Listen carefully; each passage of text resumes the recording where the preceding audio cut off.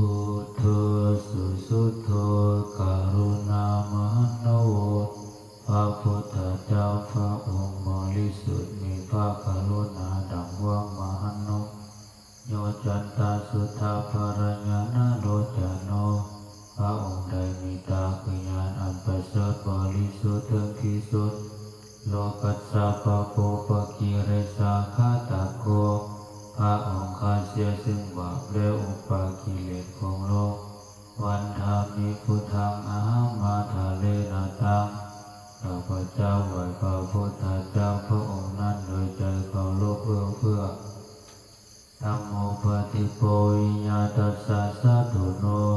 พระธรรมของพระศาสดาสว่างองค์เรืองเปรียบดวงประทีป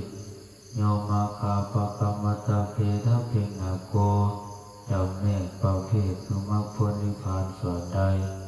โลกุตโลโยตถาธิปันโน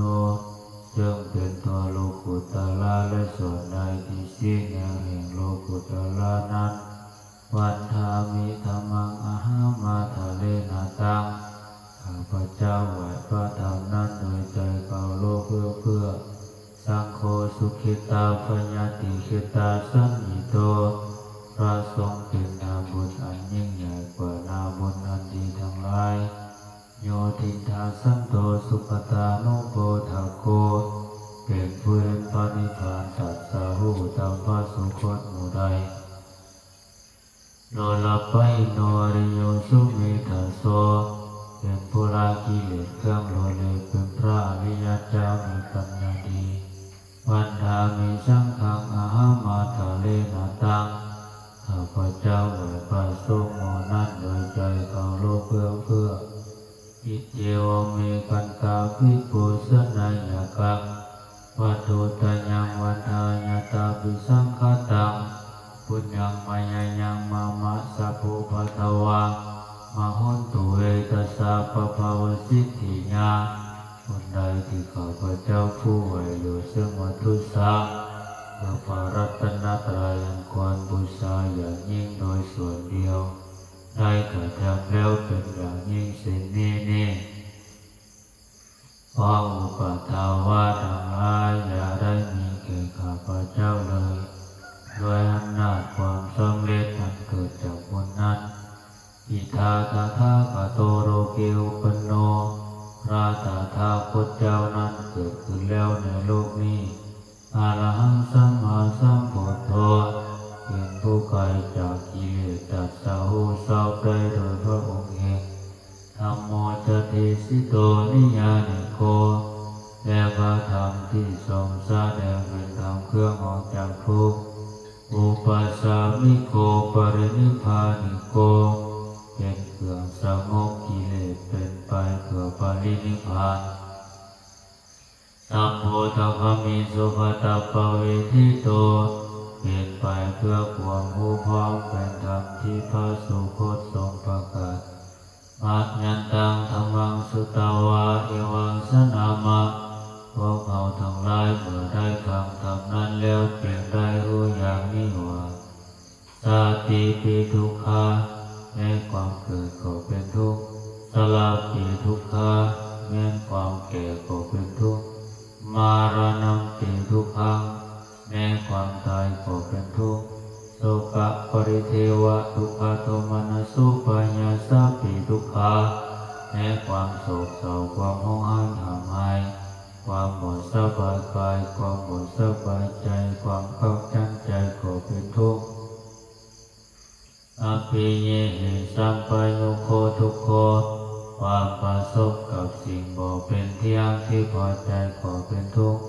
ปิเยหิวิปายุโคทุกโคความพลาดพลาดจากสิ่งเป็นเที่ยงที่พอใจก็เป็นทุกข์ยามปิสังนาลาปฏิตัมปิทุกขังมีความปรารถนาสิ่งใดบ่ได้สิ่งนั้นก็เป็นทุกข์สังคิเตนะปัจจุปทานขันธาทุกขาว่าโดยย่ออุปทานขันธ์ทั้งห้าเป็นตัวทุกข์ไตรยติทังได้แก่สิ่งเหล่านี้คือโลกุปทานขันธ์โทขันธ์อันเป็นที่ตั้งแห่งความยึดมั่นคือรูป เวทนูปาทานขันโธขันธ์อันเป็นที่ตั้งแห่งความยึดมั่นคือเวทนาสัญโยปาทานขันโธขันธ์อันเป็นที่ตั้งแห่งความยึดมั่นคือสัญญาสังขารูปาทานขันโธขันธ์อันเป็นที่ตั้งแห่งความยึดมั่นคือสังขารวิญญาณูปาทานขันโธขันธ์อันเป็นที่ตั้งแห่งความยึดมั่นคือวิญญาณเยสังปริญญาญะเพื่อให้สาวกกำหนดหาผู้อุปทานก่อนเหล่านี้เองทารมโนสุภาขาวาจึงพระผู้มีพระภาคเจ้านั้นเมื่อยังทรงพระชนอยู่เอวังพหูรังสาวกีวินิติย่อมทรงแนะนำภาษาวกทางหลายอย่างนี้เป็นส่วนหลายเอวังภะคะจาปนัสสะภะคะวะโตสาวกิสุอนุสัสสนิภาหุลาภวัตตติอันหนึ่งคำสั่งสอนของพระผู้มีพระภาคเจ้านั้นย่อมเป็นไปในภาษาวกทั้งหลายส่วนหลายมีส่วนคือการแจกแจงดังนี้ว่าโลปังอนิจจังผู้บ่เที่ยงเวทนาอนิจจาเวทนาบ่เที่ยงสัญญาอนิจจาสัญญาบ่เที่ยงสังขาราอนิจจาสังขารบ่เที่ยงวิญญาณังอนิจจังวิญญาณบ่เที่ยงโลปังอนัตตาผู้บ่มีตัวตนเวทนาอนัตตาเวทนาบ่มีตัวตนสัญญาอนัตตาสัญญาบ่มีตัวตนสังขาราอนัตตาสังขารบ่มีตัวตนวิญญาณังอนัตตา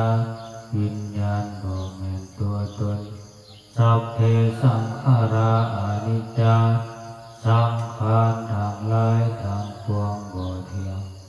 สัพเพธัมมาอนัตตาติ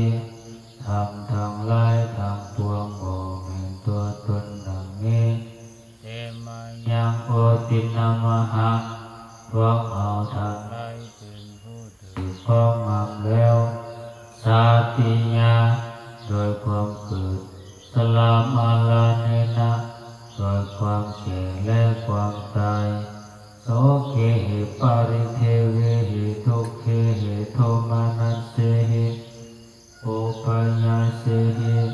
โดยความโศกเศร้าความโมหให้หับหายความบ่สบายกายความบ่สบายใจความเข้าขันใจทั้งหลาย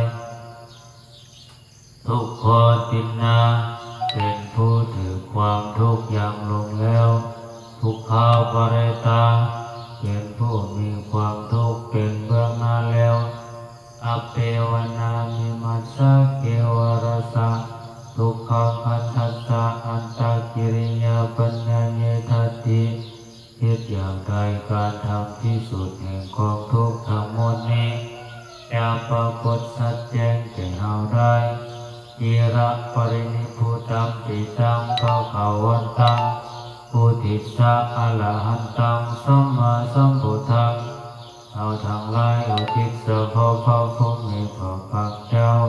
ผู้ไกลจากกิเลสตัณหาชอบได้โดยพระองค์เองถึงปรินิพพานโดยแล้วพระองค์นั้นสัทธาอัครสมาอนาคาริยังปปัสสิตา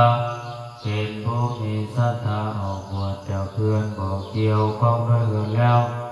ตัสมิงภควติพรหมจาริยังจรมะประพฤติอยู่ซึ่งพรหมจรรย์ในพระผู้มีพระภาคเจ้าพระองค์นั้น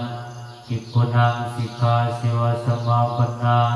ถึงพร้อมด้วยสิกขาและธรรมเป็นเครื่องเลี้ยงชีวิตของภิกษุทั้งหลาย